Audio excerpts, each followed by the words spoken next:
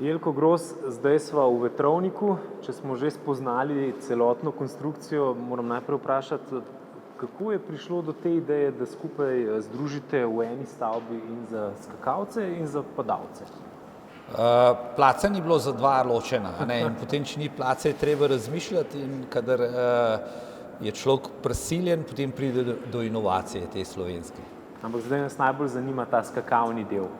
Zrak pride iz une smeri in gre tjale čez, to smo si že vse ogledali. Kako to vpliva na skakalce oziroma kako si lahko s tem vetrovnikom pomagajo?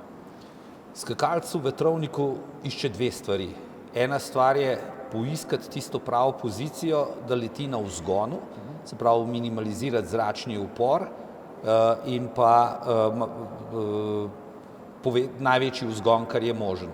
In sicer skakalec to trenira tako, da s postavitvijo smuči minimalizira zračni upor, vzgon pa povečuje s postavitvijo rok, iskanje recimo dodatnih opornih točk. Mislim, da je najboljše, da kar pogledava, kako to izgleda in ga roka majčkeno tukaj pomatrava.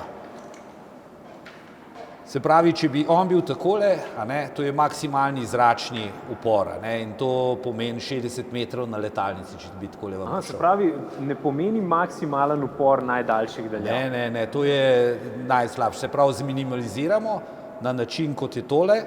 To pomeni, da upoštevamo konico, repe, čelo in to je zračni upor. Če še enkrat pogledamo, ko ga postavimo takole, je 2,5 metra zračnega upora, če ga pa pogledamo takole, pa pride tako do dobrega 1,20 metra zračnega upora. Potem pa iščemo točke, uporne točke, se pravi ta vzgon, je pa tukaj, potem roke tik ob telesu, je manjši zračni vzgon, roke malo razširiti, se zaradi turbulence tukaj okrog rok poveča ta zračni vzgon pri samem letenju.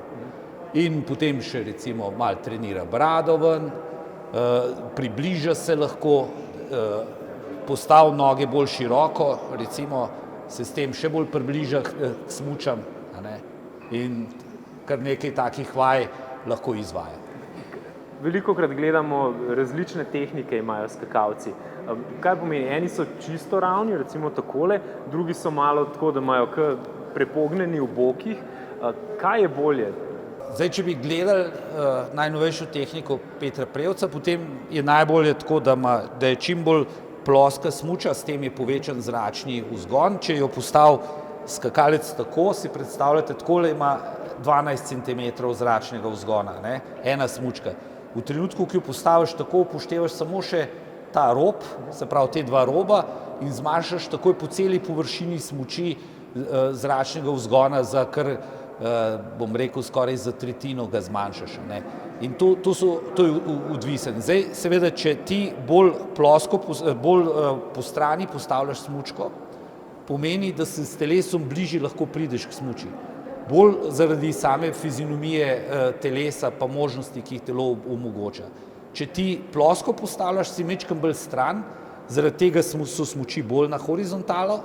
To je še posebnost prejšnje stvari, se pravi, če si ti tako, so smučke bolj pokonci, ampak ti s telesom znižaš, se pravi, si bolj vmes uležen in je ta čelni upor recimo lahko tudi manj kot 1 meter. V trenutku, ko pa ti plosko postaviš, moraš pa smuči tudi bolj na horizontalo postaviti in v takem primeru potem pride tudi do tega, da je recimo smučka lahko bolj skupaj. Bolj upognjen tukaj v tem delu, tisti, ki pa slabš skoči, pa to kompenzira recimo na način, da boke potisne naprej in s tem odriva smuči. Tako da kar nekaj vaj je, ki jih moraš obvladati pri slabem skoku, da narediš korekcijo. To ni nikoli absolutnega skoka, pri slabem skoku, da narediš korekcijo in pa seveda ves čas pa stremiš, da bi že z canga od skoka vam prišel v idealno pozicijo. Kakšen položaj mora potem imeti skakalec na letalnici, skakalnici? Je važen upor, kot pri recimo avtomobilski industriji?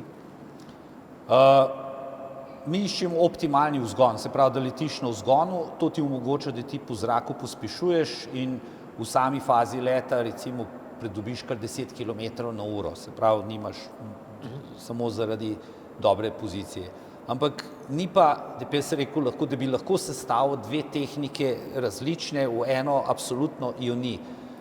Če imamo skakalca, recimo, ki ima bolj po strani odprto, se pravi, on se približa popolnoma v ležemic smuči, tak skakalc recimo ne more postaviti plosko in ima zaradi tega večjega vzgona.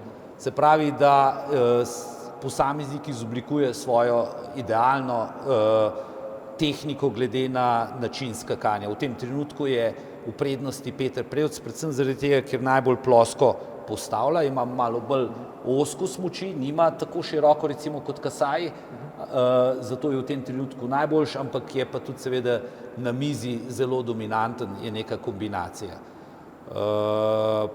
Če pa pogledamo še v nadaljevanju v vetrovniku, bo lahko tudi skakalec ves čas poskuša, kje je tista meja, kajti če on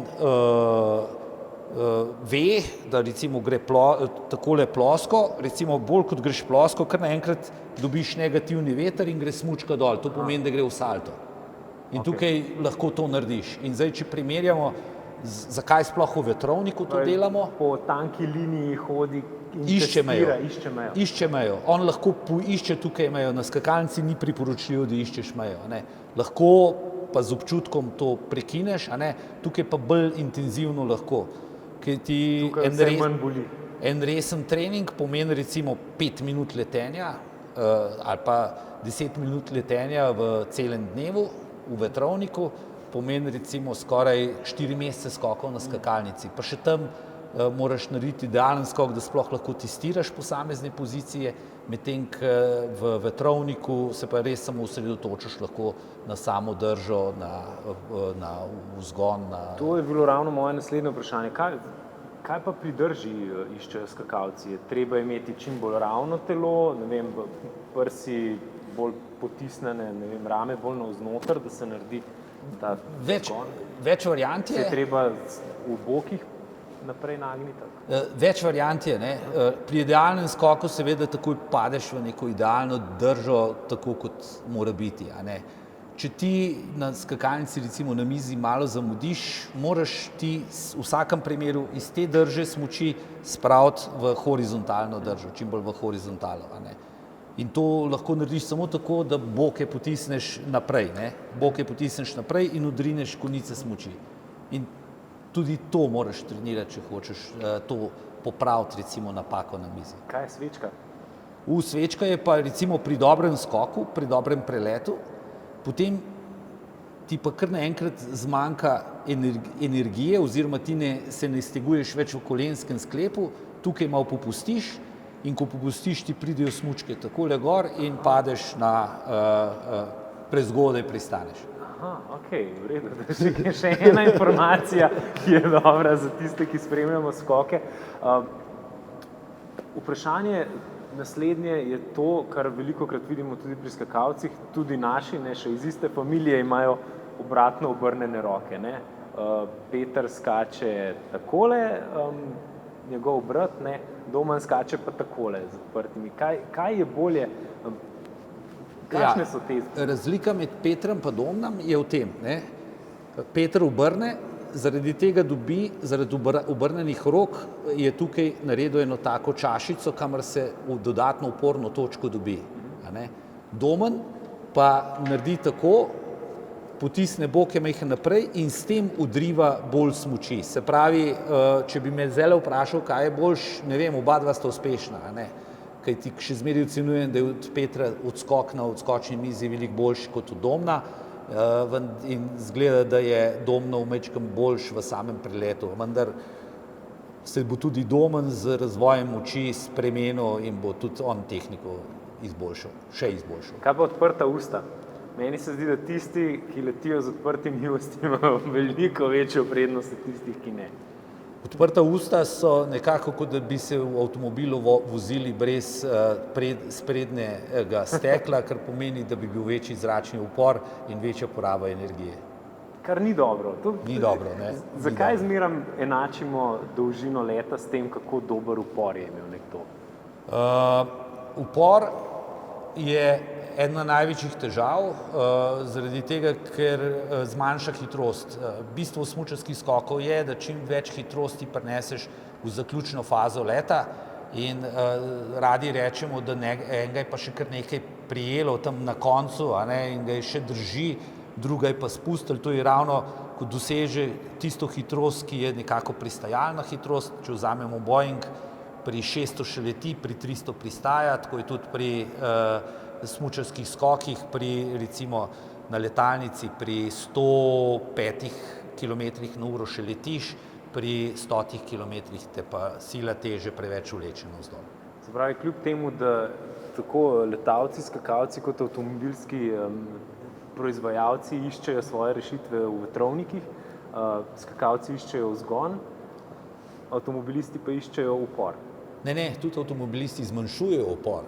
Tako, ja, zmanjšujejo upor. Iščejo tistega, ki ga morajo zmanjševati. Se pravi, mi ravno nimamo pri avtomobilistih, če jaz prav razumem, tako kot spremljam, se pravi, zmanjšuješ upor, pa istočasno ga potrebuješ toliko, da imaš oprijem, a ne? In zdaj bi to enačil z nami, se pravi, mi zmanjšujemo upor, pa istočasno na vzgonu iščemo tisto uporno točko za to, da recimo ne strmoglaviš. Super iztočnica. Hvala. Hvala.